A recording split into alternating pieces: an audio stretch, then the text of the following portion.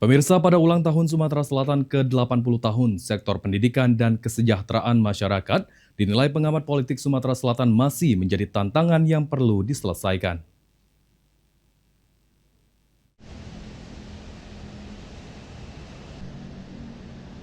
Pada 15 Mei 2026, Provinsi Sumatera Selatan genap berusia 80 tahun. Namun di usia tersebut, persoalan pendidikan dan kesejahteraan masyarakat masih menjadi pekerjaan rumah bagi pemerintah daerah. Menurut pengamat politik Sumatera Selatan, Muhammad Haikal Al-Hafafa, tingkat pendidikan masyarakat yang mayoritas masih berada pada jenjang SMA menyebabkan kualitas dan keahlian tenaga kerja masih relatif rendah. Kondisi ini dinilai dapat mempengaruhi kualitas sumber daya manusia di dunia kerja.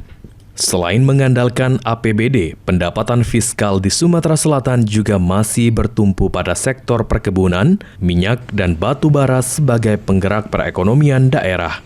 Karena itu, rencana pembangunan pelabuhan Tanjung Carat dinilai perlu dipercepat agar dapat mendorong pertumbuhan ekonomi di Sumatera Selatan.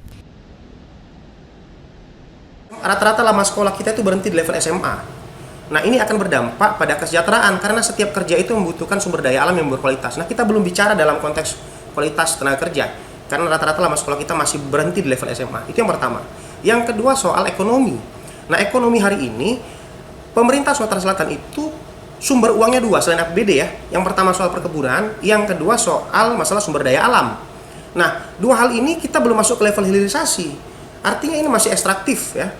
Dan ini berdampak juga pada kemampuan kita untuk melakukan banyak pembangunan. Selain itu, efisiensi anggaran yang dilakukan pemerintah pusat untuk mendukung program strategis nasional dinilai akan berpengaruh terhadap kemampuan pemerintah daerah dalam menjalankan pembangunan. Eki Saputra, PAL TV.